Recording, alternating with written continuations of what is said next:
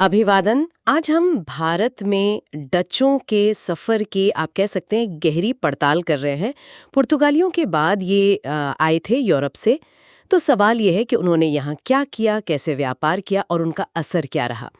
हमारे पास जो जानकारी है, जो स्रोत है, वो उनके आने, उनके फैलने, उनके व्यापार के तरीकों और हाँ, आखिर में उनकी हार की कहानी भी बताते हैं।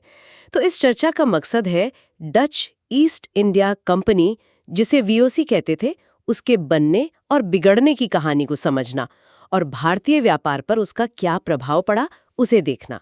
तो चलिए शुरू करते हैं। नमस्कार। हाँ, ये कहानी वाकई बहुत दिलचस्प है, खासकर जब हम डच ईस्ट इंडिया कंपनी मतलब वीओसी, उसका पूरा नाम वेरिनिश डे ओस्ट इंडिशे कंपनी था, जब हम उसकी बनावट देखते हैं और उसे जो अधिकार मिले थे वो देखते हैं। हाँ, ये सही है कि शुरू में उनका पूरा फोकस इंडोनेशिया के मसालों पर था, लेकिन भारत में उनकी मौजूदगी, उनका व्यापार, खास तौर पर कपड़ा व्यापार, उसने एक अलग ही छाप छोड़ी और उनका काम करने का तरीका भी, वो भी दूसरों से काफी हटकर था। अच्छा, तो कहानी शुरू होती है शायद 1595-96 से, जब कॉर्नेलियस हाउटमन, उनका पहला बेड़ा पूरब की तरफ आया था। हाँ, बिल्कुल। वो पहली कोशिश थी, पहली सफलता उन्हें सुमात्रा में मिली, लेकिन जो असल बड़ा कदम था वो उठाया गया 1602 में, जी। जब कई छोटी छोटी डच कंपनियों को मिलाकर एक बहुत बड़ी कंपनी बना दी गई, वीओसी। वीओसी। हाँ, और इसे चलाने के लिए सुना है 17 लोगों का बोर्ड था और पैसा भी काफी लगाया था शुरू में। जी हाँ, 17 निदेशक थे, जिन्हें हेरेन 17 कहते थे, और शुरुआती पूंजी थी 65 लाख गिल्डर। ये उस जमाने की डच मुद्रा थी, बहुत बड़ी रकम थी ये। और सरकार ने भी उन्हें काफी छूट दी थी। छूट नहीं, अधिकार दिए थे। हॉलैंड की सरकार ने वीओसी को 21 सालों के लिए ऐसे अधिकार दिए जो मतलब हैरान करने वाले थे। सिर्फ पूरब के साथ व्यापार का एक अधिकार ही नहीं, बल्कि जरूरत पड़ने पर युद्ध करने का। युद्ध करने का एक कंपनी को? हाँ, युद्ध करने, संध्या करने, इलाके जीतने और यहाँ तक कि किले बनाने का भी अधिकार। ये सोचना भी आज अजीब लगता है। एक निजी कंपनी जिसे अपनी सरकार से बाकायदा जंग छेड़ने और जमीन कब्जाने का लाइसेंस मिला हो, इसने तो व्यापार और साम्राज्यवाद के बीच की जो लकीर थी उसे बिल्कुल धुंधला कर दिया। वो सिर्फ एक कंपनी नहीं थी, वो एक चलती फिरती छोटी मोटी रियासत जैसी थी। ये तो वाकई सोचने वाली बात है कि एक व्यापारिक कंपनी को इतनी ज्यादा ताकत। अच्छा, और जैसे कि कुछ विशेषज्ञ, शायद ओम प्रकाश जी का जिक्र आता है कि शुरुआत में डचों की दिलचस्पी सिर्फ मसालों में थी, काली मिर्च वगैरह। बिल्कुल सही कहा। उनका मुख्य निशाना थे इंडोनेशिया के मसाला द्वीप, स्पाइस आइलैंड्स। इसीलिए उन्होंने अपनी पूरी ताकत, अपना पूरा ध्यान वही लगा दिया। 1605 में पुर्तगालियों से एम्बोयना छीन लिया और धीरे धीरे मसाला बाजार पर अपना कब्जा जमा लिया। फिर 1619 में उन्होंने जकार्ता को जीता और उसके खंडरों पर बिटाविया नाम का एक नया शहर बसाया। यही बिटाविया आगे चलकर उनका हेडक्वार्टर बना। तो हाँ, इंडोनेशिया उनका मेन बेस बन गया। अच्छा, तो इंडोनेशिया में तो उन्होंने अपनी पकड़ मजबूत कर ली, पर वहां सिर्फ पुर्तगाली तो थे नहीं, अंग्रेज भी तो थे। उनके साथ क्या रहा? कुछ समझौते वगैरह भी हुए थे क्या? हाँ, अंग्रेजों के साथ उनकी टक्कर तो शुरू से ही थी। मतलब दोनों ही मसाले चाहते थे। कुछ बातचीत हुई, 1619 में एक संधि भी हुई कि चलो मिल बांटकर व्यापार करेंगे, लेकिन वो दोस्ती ज्यादा दिन टिक नहीं पाई। जल्द ही फिर से झगड़े शुरू हो गए और यहीं पर 1623 में एक बहुत ही कह सकते हैं दुखद और एक टर्निंग पॉइंट वाली घटना हुई, अम्बोयाना नरसंहार। अम्बोयाना नरसंहार, हाँ, इसके बारे में सुना है। ये क्या था और इसका असर क्या हुआ फिर? अम्बोयाना में डचों ने बड़ी बेरहमी से मतलब 10 अंग्रेजों और 9 जापानी व्यापारियों की हत्या कर दी। उन पर इल्जाम लगाया कि वो डच ठिकानों के खिलाफ साजिश कर रहे थे। ये घटना एक बड़ा मोड़ साबित हुई। कैसे? इसके बाद अंग्रेजों ने काफी हद तक अपना ध्यान इंडोनेशिया से हटा लिया। उन्होंने सोचा कि डचों से वहां भिड़ना मुश्किल है, तो अंग्रेजों ने अपना फोकस भारत पर करना शुरू कर दिया, जबकि डच वो इंडोनेशियाई द्वीप समूह में और मजबूत होते चले गए। अगर हम इसे बड़ी तस्वीर में देखें तो ये एक तरह से यूरोपीय ताकतों के बीच भविष्य में होने वाले इलाकों के बंटवारे की एक अनकही शुरुआत थी। भारत में डचों की भूमिका उनके इंडोनेशियाई साम्राज्य के मुकाबले थोड़ी कम अहम रह गई, कह सकते हैं। अच्छा, तो मतलब इंडोनेशिया उनका मुख्य अड्डा बना रहा, लेकिन भारत में भी तो उनकी मौजूदगी थी। तो इस बदलती हुई रणनीति के तहत उन्होंने भारत में अपनी उपस्थिति को कैसे जमाया? कहाँ से शुरुआत की भारत में? भारत में उन्होंने पहला कदम रखा 1605 में, मसूलीपट्टनम में अपनी पहली फैक्ट्री खोली। ये पूर्वी तट पर है और उसके फौरन बाद ही पास में पिटोपोली, जिसे अब निजामापट्टनम कहते हैं, वहां दूसरी फैक्ट्री लगा ली। लेकिन उनका जो शुरुआती महत्वपूर्ण केंद्र बना वो था पुलिकट। पुलिकट वो कहाँ है? वो भी पूर्वी तट पर ही है, तमिलनाडु में। 1610 में वहां के स्थानीय राजा चंद्रगिरी के राजा से इजाजत लेकर उन्होंने पुलिकट में फैक्ट्री खोली और इसे अपना मुख्यालय भी बनाया, शुरुआती मुख्यालय। पुलिकट मुख्यालय बना और वहां उन्होंने कुछ खास भी किया था? मतलब सिर्फ फैक्ट्री ही थी या कुछ और भी? हाँ, पुलिकट में उन्होंने अपनी टकसाल भी खोली थी और पेगोड़ा नाम के सोने के सिक्के भी ढाले। सोने के सिक्के? जी कंपनी अपने सिक्के ढाल रही थी? जी हाँ, ये शायद स्थानीय व्यापार में आसानी के लिए था या फिर अपनी ताकत और थोड़ी स्वायत्तता दिखाने का एक तरीका भी। और ये सिक्के उस इलाके में चलते भी थे। कमाल है। तो वो सिर्फ व्यापार नहीं कर रहे थे बल्कि अपनी आर्थिक मौजूदगी भी दर्ज करा रहे थे। अच्छा, पुलिकट के बाद उनका नेटवर्क कहाँ-कहाँ फैला? क्या उन्होंने पूरे भारत में फैक्ट्रियां खोली? हाँ, बिल्कुल। उनका नेटवर्क धीरे धीरे फैलता गया। जैसे पूर्वी तट पर मसूलीपट्टनम और पुलिकट तो थे ही, फिर उन्होंने पश्चिम को रुख किया। सूरत, जो उस वक्त एक बहुत बड़ा व्यापारिक केंद्र था, वहां 1616 में फैक्ट्री खोली। सूरत से कपड़ा और नील का बहुत व्यापार होता था। फिर पूरब में बंगाल बहुत अहम था। वहां पहले पीपली में 1627 में और फिर 1653 में हुगली के पास चिंसुरा में अपनी एक मजबूत कोठी बनाई। चिंसुरा, हाँ, इसका नाम तो काफी आता है इतिहास में।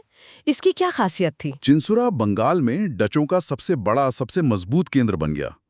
उन्हें वहां बाकायदा किलेबंदी करने की इजाजत भी मिली हुई थी और उनके किले का नाम था गुस्ताविस फोर्ट। ये बंगाल में उनकी बढ़ती हुई ताकत और उनके प्रभाव का एक प्रतीक था। अच्छा, और कहाँ-कहाँ पहुंचे वो? इसके अलावा 1658 तक उन्होंने कासिम बाजार, जो रेशम के लिए बहुत मशहूर था, फिर बालासोर, पटना, नेगापट्टनम, इन सब जगहों पे फैक्ट्रियां खोल ली। बाद में वो गोलकुंडा 1660 और मालाबार तट पर कोचीन 1663 में भी पहुंच गए। इन फैक्ट्रियों के जो प्रमुख होते थे उन्हें फैक्टर कहा जाता था। ये कंपनी के एजेंट और व्यापारी होते थे। कोचीन का क्या महत्व था? क्या मुगलों से भी उनके कोई संबंध बने थे? कोचीन में उन्हें स्थानीय शासक से काली मिर्च के व्यापार में कुछ खास सहूलियतें मिली, एक तरह का एकाधिकार जैसा। और हाँ, मुगल बादशाह औरंगजेब ने भी 1664 में एक फरमान जारी किया था, जिससे उन्हें बंगाल, बिहार और उड़ीसा में सिर्फ 3.5% की मामूली चुंगी पर व्यापार करने की इजाजत मिल गई। ये उनके लिए बहुत बड़ी बात थी। 3.5%? ये तो बहुत कम है। हाँ, बहुत कम। और बाद में 1690 के आसपास उन्होंने अपना मुख्यालय पुलिकट से हटाकर नेगापट्टनम शिफ्ट कर दिया। तो पहले मसालों पर जोर, फिर पूरे भारत में फैक्ट्रियों का जाल बिछाया। लेकिन हमने सुना है कि उनके व्यापार की जो मुख्य चीज थी, उसमें भी एक बड़ा बदलाव आया था बाद में। हाँ, ये उनके भारतीय व्यापार का एक बहुत ही महत्वपूर्ण पहलू है और काफी दिलचस्प भी। वक्त के साथ डचों ने मसालों की बजाय भारतीय कपड़ों के निर्यात को कहीं ज्यादा अहमियत देना शुरू कर दिया। कपड़ों को मसालों की जगह? ये बदलाव क्यों आया और ये कपड़े कहाँ से जाते थे? देखिए, कपड़े मुख्य रूप से कोरोमंडल तट, मतलब तमिलनाडु आंध्र प्रदेश का इलाका, बंगाल और गुजरात से निर्यात होते थे। हुआ ये कि यूरोप के बाजार में भारतीय सूती और रेशमी कपड़ों की मांग बहुत तेजी से बढ़ रही थी। लोगों को यहाँ की कारीगरी, रंग, डिजाइन, ये सब बहुत पसंद आ रहे थे। डचों ने इस मौके को पहचाना और इसे भुनाया। शायद उन्हें कपड़ों के व्यापार में मुनाफा भी ज्यादा दिख रहा था मसालों के मुकाबले। तो क्या वो सिर्फ कपड़ा खरीद कर बेचते थे या उसके उत्पादन में भी कोई भूमिका निभाते थे? यहीं पर बात और दिलचस्प हो जाती है। वो सिर्फ खरीदने बेचने वाले व्यापारी नहीं रहे। कपड़े की क्वालिटी अच्छी बनी रहे, सप्लाई में कोई गड़बड़ी न हो, इसके लिए उन्होंने बाकायदा उत्पादन की प्रक्रिया में भी निवेश किया। इसका सबसे बड़ा उदाहरण मिलता है 1650 के दशक में। बंगाल के कासिम बाजार में उन्होंने रेशम की चक्की लगाई, मतलब एक सिल्क रीलिंग प्लांट स्थापित किया।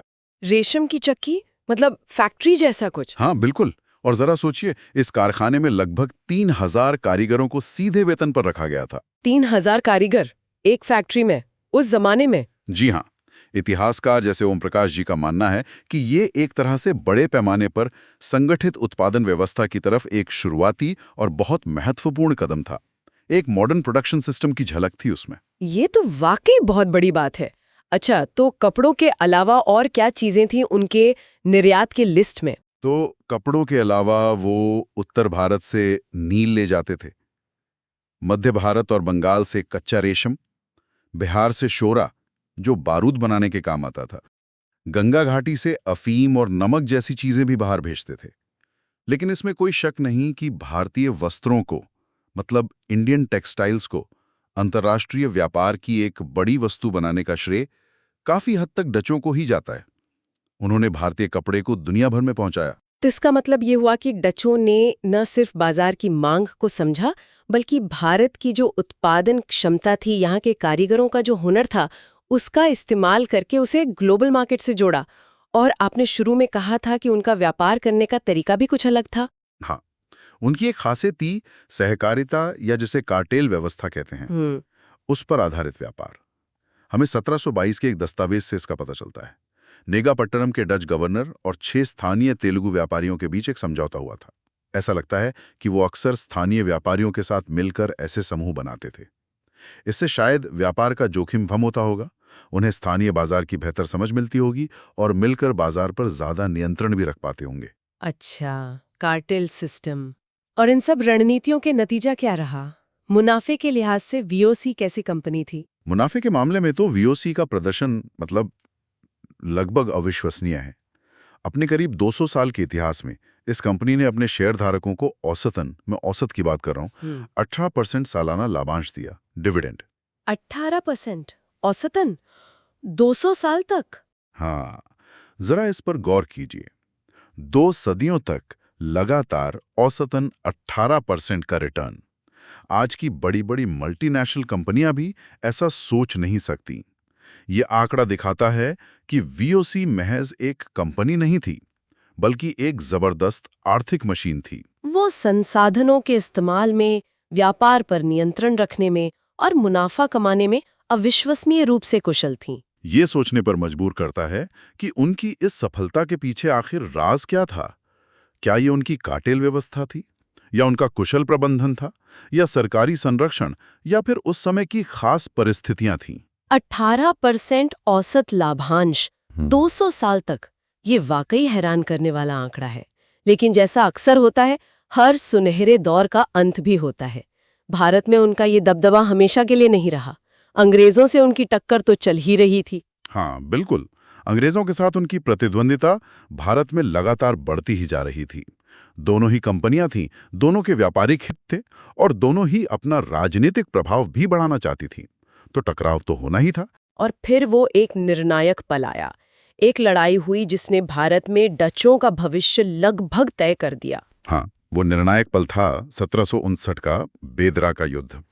बंगाल में हुगली नदी के पास बेदरा, या कहीं कहीं बेदारा भी लिखा मिलता है, नाम की जगह पर अंग्रेजों और डचों के बीच सीधी लड़ाई हुई।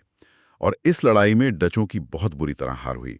इस हार का सीधा असर क्या पड़ा कि डच पूरी तरह से भारत से चले गए? फिर बेदरा की हार ने भारत में डचों की जो राजनीतिक और सैनिक महत्वाकांक्षाएं थीं, उन पर लगभग फुल स्टॉप लगा दिया।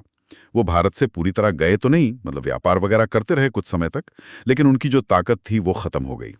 वो अब अंग्रेजों के अधीन हो गए, या कह लीजिए उनकी दया पर निर्भर हो गए थे।